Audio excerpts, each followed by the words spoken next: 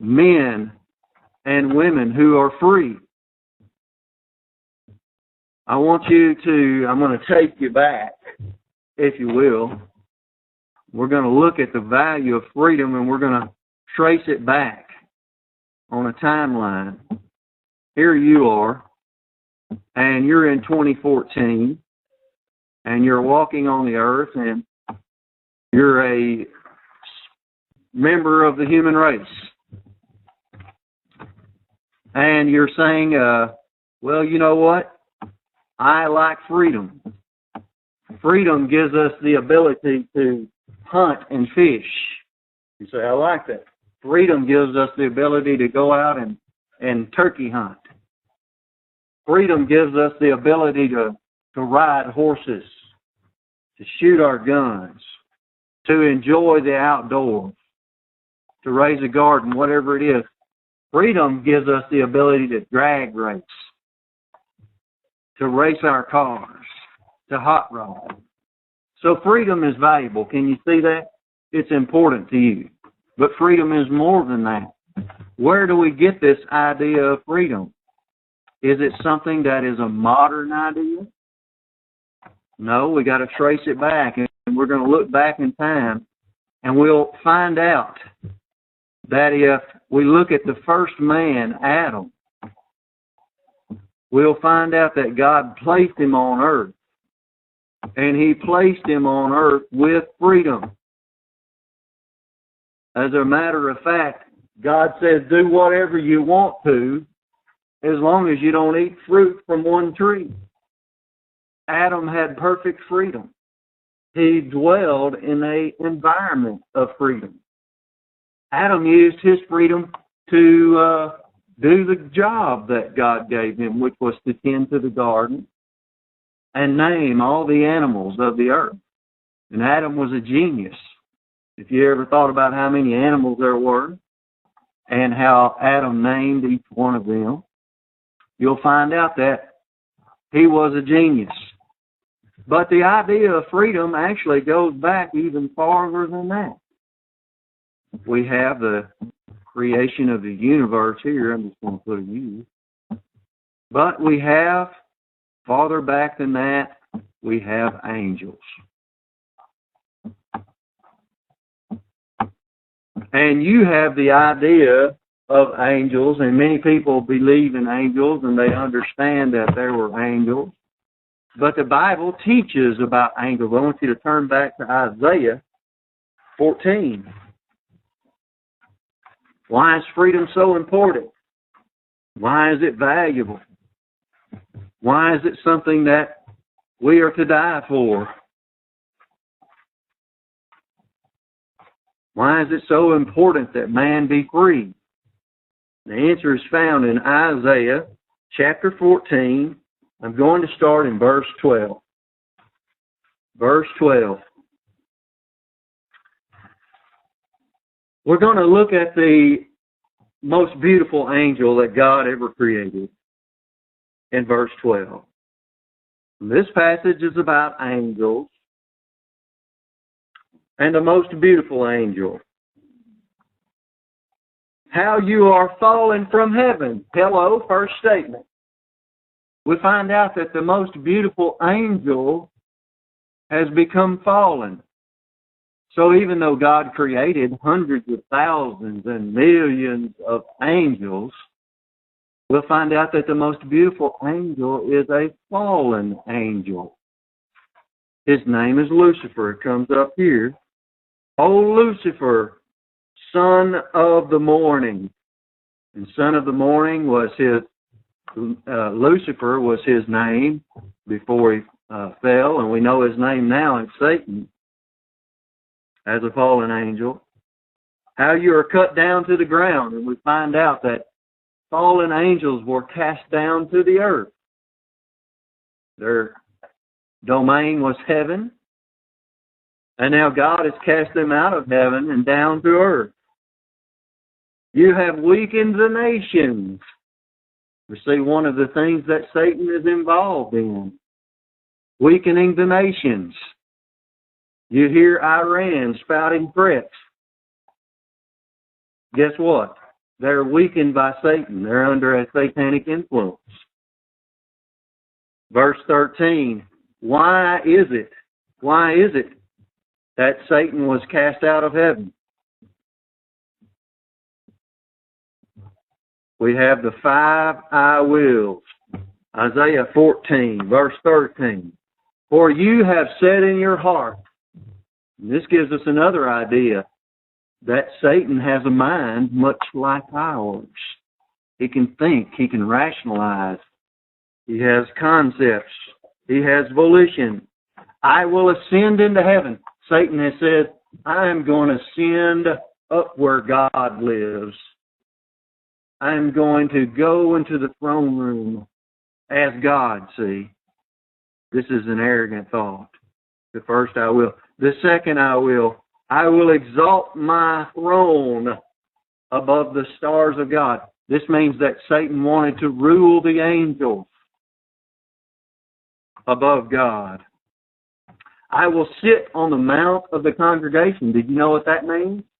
He will rule Israel. The congregation here is Israel.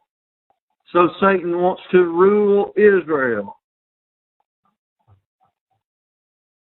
On the farthest sides of the north, in verse 14, I will ascend above the heights of the clouds. I will be like the Most High. And we see here, he will be like the Messiah. You know, Jesus is coming back on the clouds. Jesus, when he comes back to earth, the Messiah, he's going to set up a millennial reign. And Satan is seeking to set up a false millennial reign right now. A utopia on earth. And when you hear a politician say, we're here to make this a better world, you need to think of the 5th I will. The 5th I will. The world's not going to be right until Jesus comes back. So we see here that Satan is a fallen angel. And we find out that God created man to resolve the angelic conflict that began back here when Satan was cast down. God, he said to Satan, I sentence you to the lake of fire. And Satan says back to God, how can you do that, a God of love? And God says, I'll prove to you that I'm righteous and just. I will create man. I will give him the same volition, the same freedom that you had, Satan. And I will prove through man in freedom that he will choose my plan over yours. And therefore, I am justified in sentencing you to the lake of fire. So that man with freedom is the nail in Satan's coffin. So let's draw a coffin. You will, kiddos, a pine box. I've been thinking of something I could use. I'm always thinking about how can you make some money. I'm an entrepreneur. And I look out and I see pine trees and I said, man, you know what? I could make coffins. I could get a sawmill and I could make those old pine box coffins like they had in the old days. I could do that. And I bet you that hit it off. I know a lot of people that are simple. They don't want all the polished up stuff. And I could just teach my son how to make coffins and he could do it right here at the house. And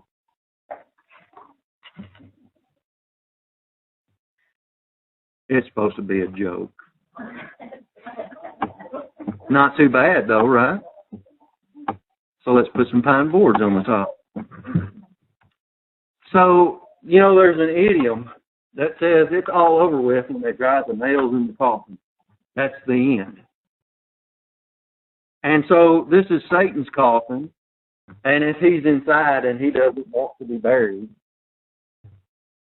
he's got to take the nails from the hand of the morticianer, the person who's going to bury him. Each nail right here represents man's freedom. And when man chooses God's plan over Satan's, He drives a nail in Satan's coffin. You see that? So that what would Satan like to do with your nails?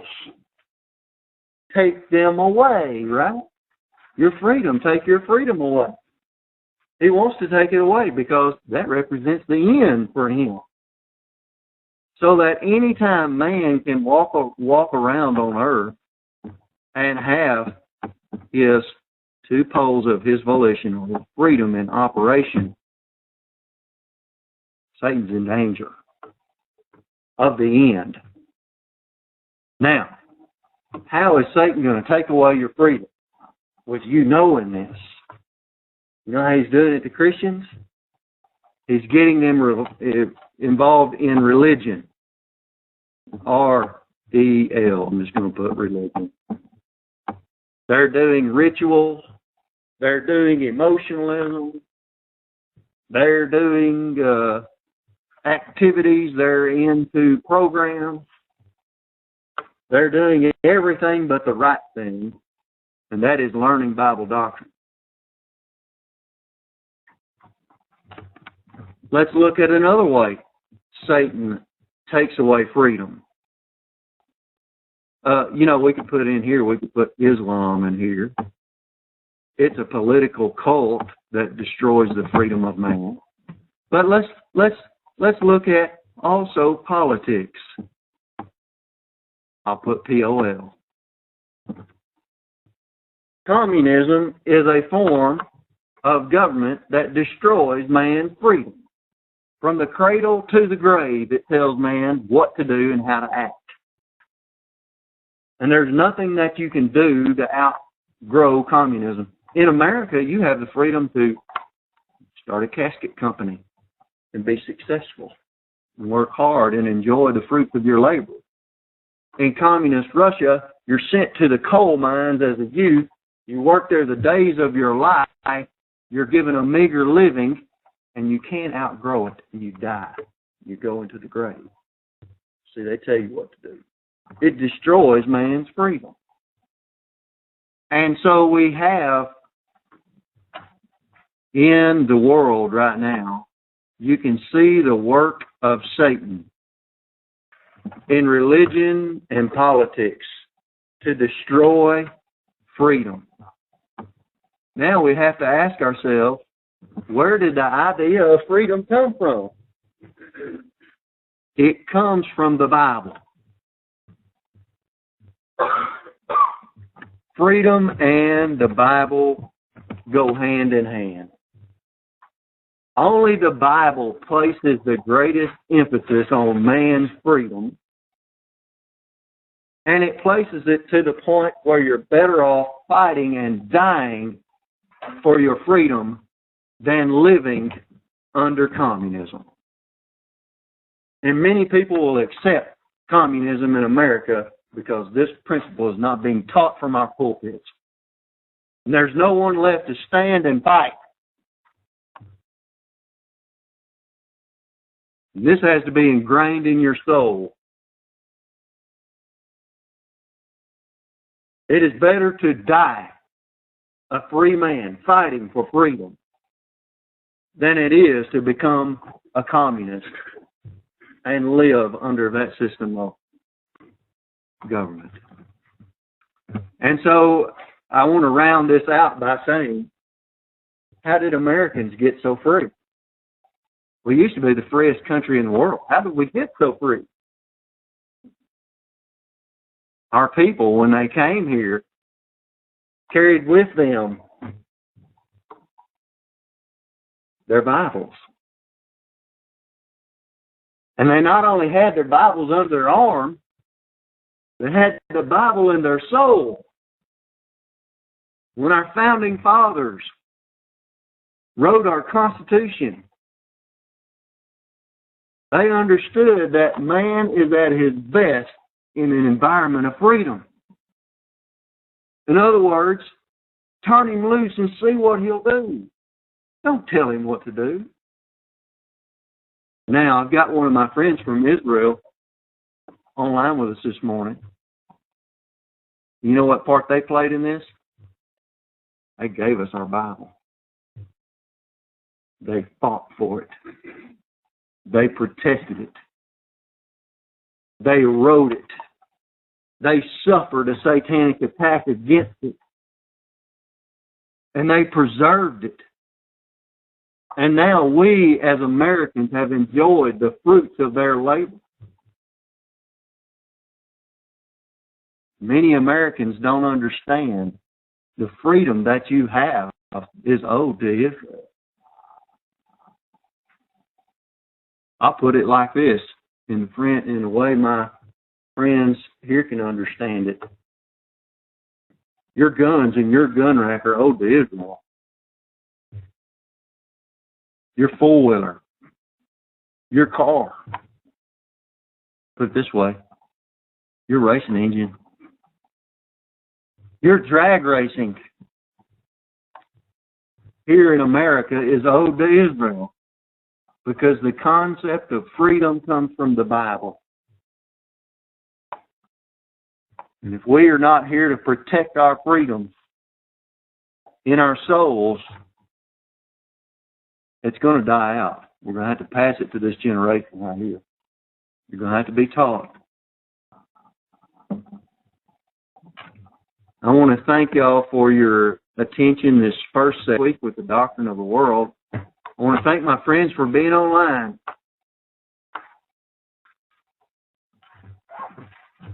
I bet that's Ricky Hasson probably. Brenda Hasson, maybe Brenda and Ricky Hasson. Thank y'all for logging in. Brenda Allen from Clinton, Missouri. Thank you, Miss Brenda, for being with us. Brenda Livingston from Hot Springs, Arkansas.